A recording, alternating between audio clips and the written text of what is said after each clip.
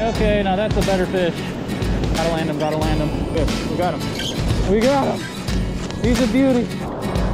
And very hard earned, man. Woo! Very next cast, we got another one. Oh, this is a decent fish.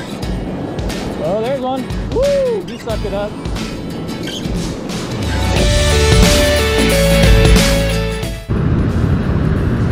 What's up, guys? Welcome to the next episode of Vince Goes Fishing. It's February 11th.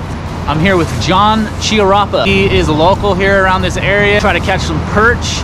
There are some striper on the beach, so there's always a possibility of catching one of those along the way. Jon was just telling me that he's been out here for 2 years, but he lived in Seattle for what, 15 years? Yeah.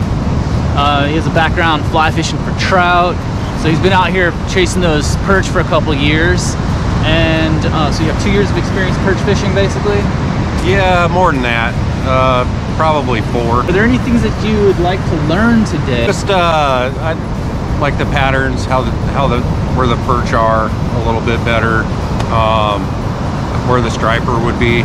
Oh, okay. I caught one striper out here, but I'd really like to catch another one. Okay, where to find the perch, where to find the stripers. Okay, I have some tips on that I'd like to share with you as we go. I was introduced to Jon and his wife Marlena virtually. They randomly mailed me a letter in the mail that had a roll of stamps and said, here's some stamps we had around the house. You can use these to mail out your California surf fishing stickers. And I thought that was so sweet. And so we just started communicating that. We said, hey, well, let's go fishing if you're local. You can get yourself your very own free California surf fishing sticker. Just head over to casurfishing.com and click in the menu and you'll see a page to request a free sticker, and you can subscribe to our email list that way. The further south you go, the deeper it gets. The tip that I wanted to give you was that first you want to find deep water close to shallow water, which means you'll see sandbars as shallow water, and when you see that next to an area where the waves aren't really breaking as much, yeah, then you know you've got a sandbar next to deeper water.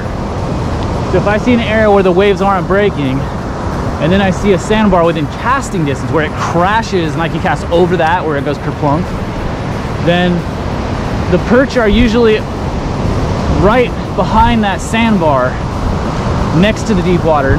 Sometimes they're in the deep water too, like in the cuts, in the deep troughs. But they make their way, basically, imagine what they do is they make their way down the beach looking for a way in. They're looking for like a gate, an entrance they can get in, some deep channel.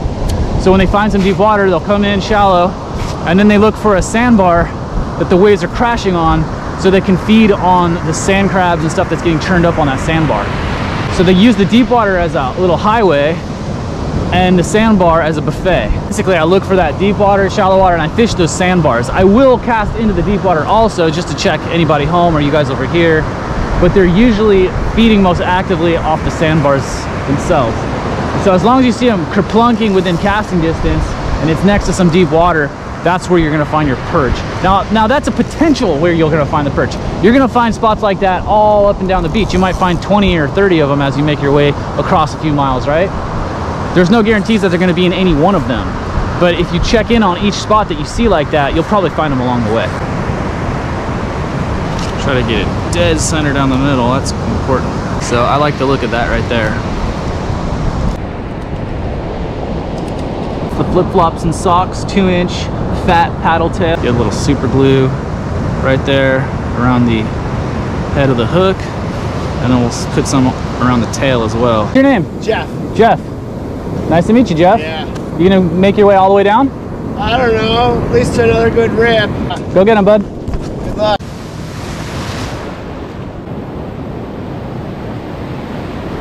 Good, Jon. That's a really good sign. We swallowed this hook. I had about 10 casts here in this first spot, and I haven't had any bites. Although Jon caught that one little one.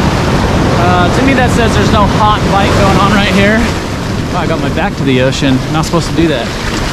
And so there's not like really a thick school of big ones here or anything like that.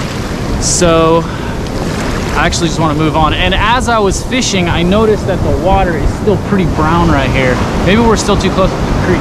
I want to walk further south and go look for clearer water. Go ahead and make a few casts here, see if there's any fish here. We're just going to check in and give it a try.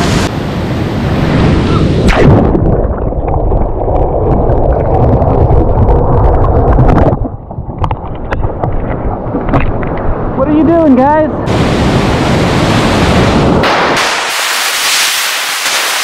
Check out that water. There's a lot of sand turned up, but there's actually a lot of clear water. So what you're seeing is clear water, and the sand is just temporarily suspended, large grains of sand. But do you see how there's clarity to it? There's transparency to it. So a lot of guys would look at this and say, oh no, it's all murky and chocolate milk. This is not chocolate milk. This is what I call chocolate shake. See? It's actually quite transparent. I want at least 12 inches of visibility, and I like to see that sand turned up like that. That's different than chocolate milk, which is just opaque clay, silt, or organic matter. In this case, we've got nice clear water, and just large particles of sand that will settle rather quickly, relatively quickly. It'll settle into clear water, which tells me out there in the deeper water, underneath the waves, there's probably plenty of clear water. It was a bite, it was a little tail grabber. I just found this little spider crab all the way up on the beach, drying out. So we're just gonna put him back in the water.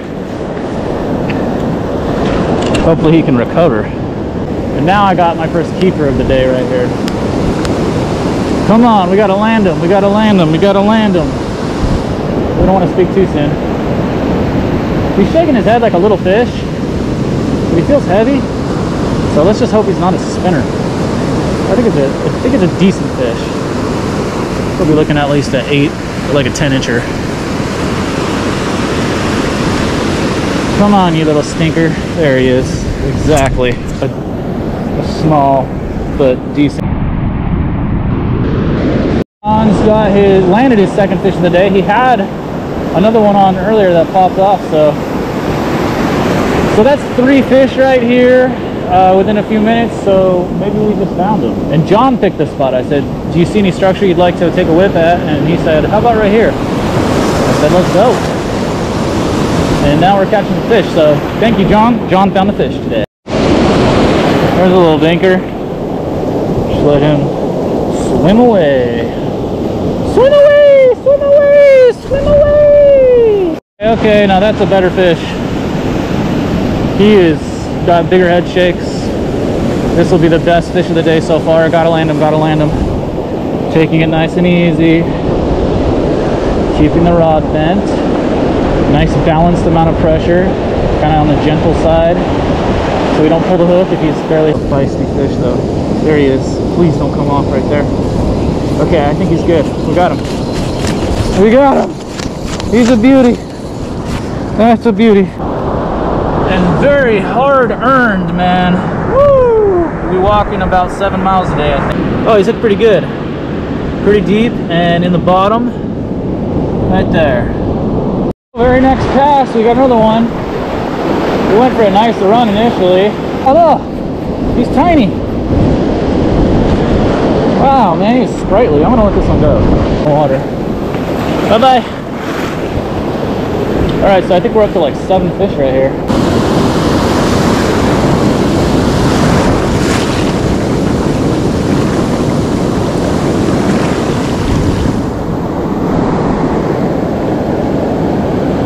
Oh, there's one. Woo! He sucked it up.